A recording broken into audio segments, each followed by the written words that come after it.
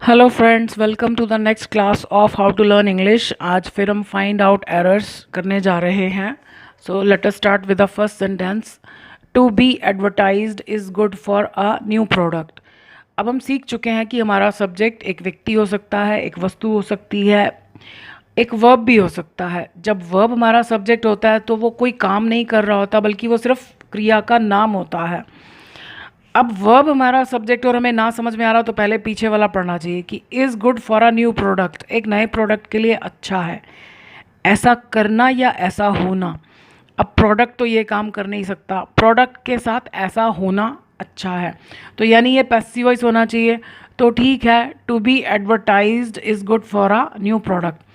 इसके दो ही आंसर हो सकते हैं, या तो टू एडवर्टाइज या टू बी एडवर्टाइज्ड। तो प्रोडक्ट के बारे में कहा जा रहा है तो प्रोडक्ट के साथ ऐसा होना अच्छी बात है। To be advertised a good to be advertised is good for a new product. वैसे तो यहाँ पर जेरेंड भी यूज़ होता है, यानी आई एन जी। ऐसे भी हो सकता है ये being advertised is good for a new product.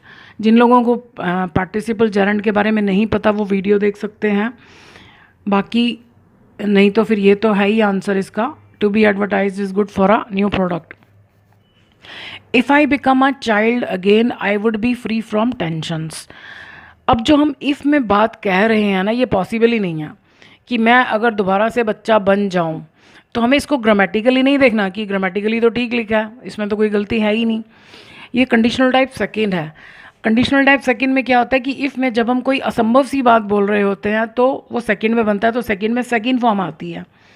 If I became a child again I would be free from tensions. तो मैं टेंशन से आज़ाद हो जाऊं अगर मैं दोबारा बच्चा बन जाऊं। The age has to write on the first page. अब हम ये भी सीख चुके हैं कि हैज़, हैव और इज़ एम आर के फ़ौरन बाद इन्फिनेटिव आ सकता है, और उसका मतलब होता है कि ये काम अभी करना है। तो the age has to write on the first page.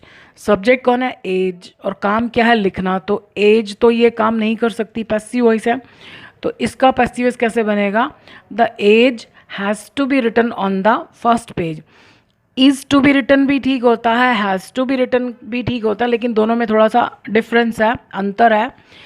Is to B में हम जोर नहीं दे रहे, हम सिंपली कह रहे हैं कि ये लिखना है, ये काम अभी करना है।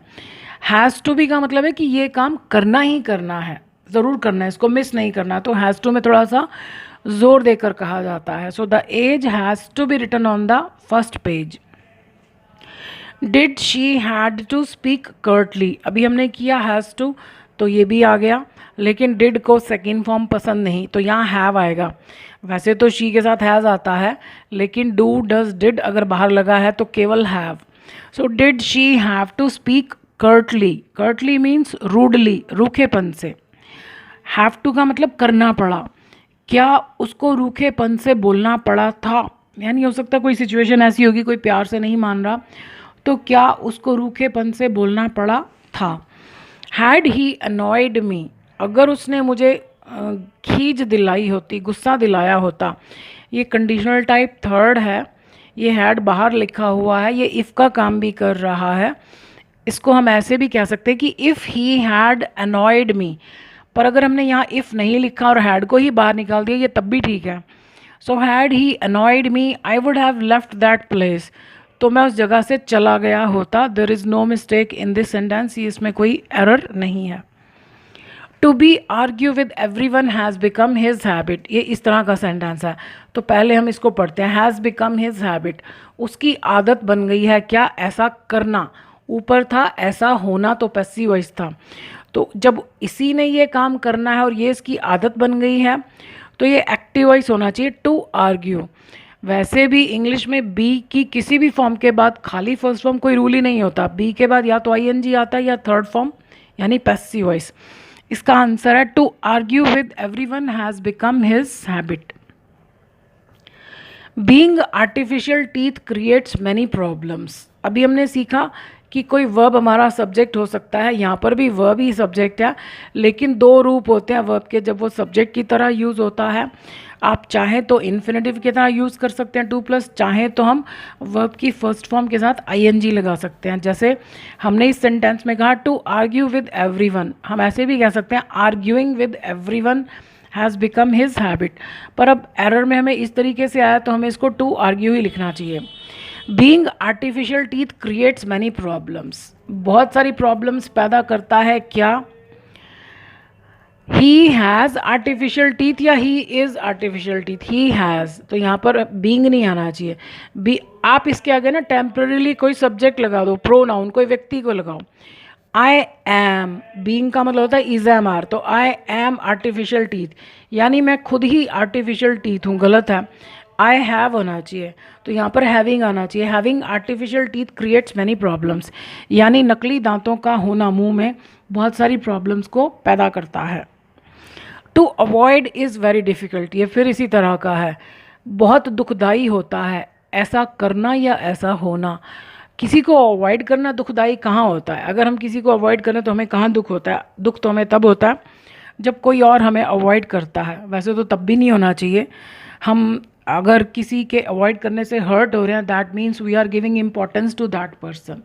क्यों दे रहे हैं हमें इम्पोर्टेंस किसी दूसरे को?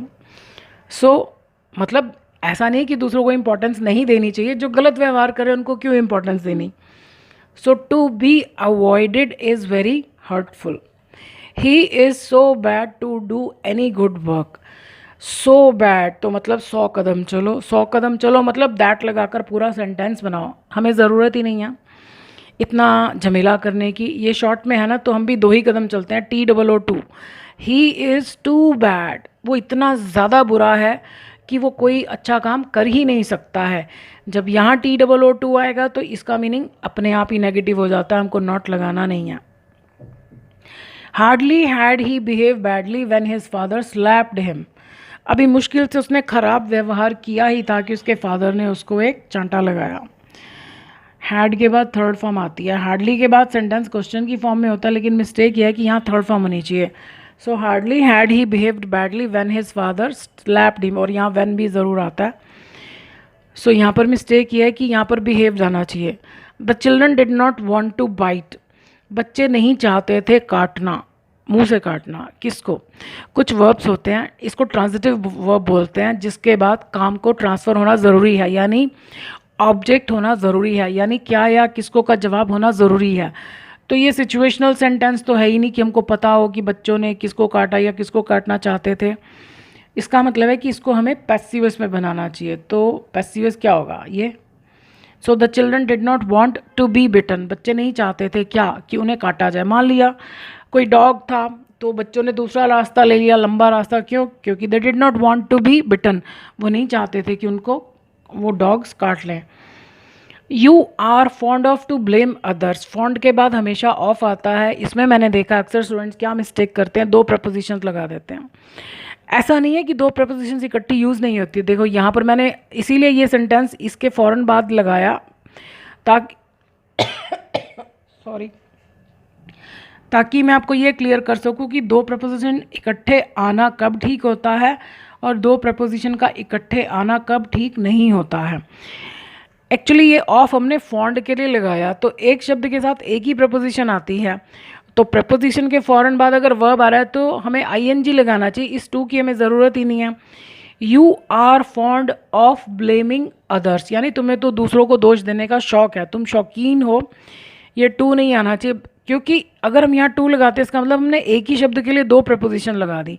सो एक प्रपोजिशन ऑलरेडी है, और ब्लेम के साथ ऐसा कोई फिक्स नहीं है कि ब्लेम जब भी आएगा उसके पहले टू लगाना चाहिए। तो हमको कायदे से प्रपोजिशन के बाद जो वर्ब आता है उसके साथ ING लगाना चाहिए, इसकी ज़रूरत नहीं है। अब हमने इस सेंटेंस में 2 वर्ब्स क्यों यूज़ किए? The statement was objected to, ये जो ऑब्जेक्ट है ये टू के बिना चलता ही नहीं है।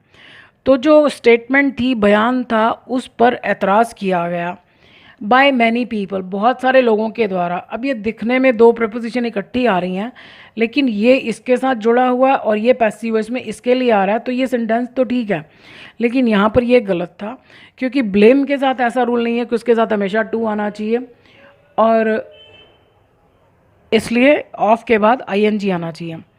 द मूवी, इस सेंटेंस में कोई मिस्टेक नहीं है। The movie would be boring if there would be no song.